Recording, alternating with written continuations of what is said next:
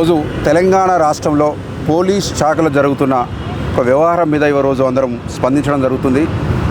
ఈ కాంగ్రెస్ ప్రభుత్వం వచ్చినాక ముఖ్యమంత్రి రేవంత్ రెడ్డి గారి ఆధ్వర్యంలో ఎస్సీ దళిత బీసీ వర్గాల మీద పోలీస్ అధికారుల మీద జరుగుతున్న పరోక్షంగా ఓ క్రమశిక్షణకు మారుపేరైన పోలీస్ శాఖలు జరుగుతున్న అవినీతి అక్రమాలు ఒకటి, అవినీతి అధికారులకేమో అండగా ఉంటూ పోలీస్ అధికారులు ఉన్నతాధికారులు కానివ్వండి, కాంగ్రెస్ ఈ ఎమ్మెల్యేల స్థాయి అధికార పార్టీ లీడర్లు కానివ్వండి, చిట్యాల సిఐ మల్లేష్ యాదవ్ గారు కానివ్వండి, జూబ్లీ సిఐ ముత్తు యాదవ్ గారి ఒకరి మీద సస్పెన్షను, ఒకరి మీద బదిలీ, అంటే వరుసగా.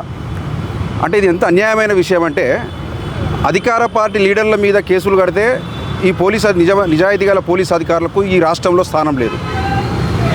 ఎక్కడ పడితే ఈ రాష్ట్రంలో, తెలంగాణ రాష్ట్రంలో ఈ కాంగ్రెస్ ప్రభుత్వం వచ్చినాక ఇప్పటికి 5 ఎస్ఐలు ఆత్మహత్యలకు పాల్పడ్డారు. 9 మంది కనీసం హెడ్ కానిస్టేబుల్ కానీ కానిస్టేబుల్ కానీ 9 మంది ఆత్మహత్యలకు పాల్పడ్డట్టు ఈ నేషనల్ క్రైమ్ బ్యూరో ఈ పోలీసు నివేదికలే చెప్తున్నాయి. అంటే ఎంత పని ఒత్తిడికి గురి చేస్తున్నారు.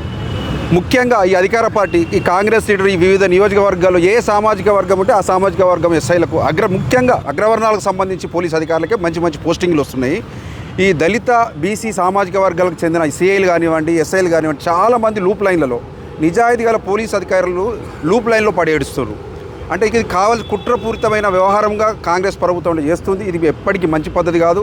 ఖచ్చితంగా ఈ రాష్ట్ర డీజీపీ సివి ఆనంద్ గారు కూడా మీరు ఖచ్చితంగా దృష్టి పెట్టాలి సార్. ఎందుకంటే పోలీస్ అధికారులు పని ఒత్తిడితో చాలామంది ఆత్మహత్యలకు పాల్పడుతున్నారు. అధికార పార్టీ నేతల ఇబ్బందులకు నిజాయితీగా పనిచేసి చట్ట ప్రకారం కేసులు కడితే కూడా ఈ బదిలీ వేట్లు కానీ ఈ సస్పెన్షన్లు కానీ చేయడం సరియైన పద్ధతి కాదు. ఖచ్చితంగా ఇటువంటి సంఘటన తీవ్రంగా ఖండిస్తూ ఇటువంటి చర్యలు మునుముందు జరగకుండా ఈ రాష్ట్ర ముఖ్యమంత్రి రేవంత్ రెడ్డి గారు చర్యలు తీసుకోవాలని కోరుకుంటూ ధన్యవాదాలు.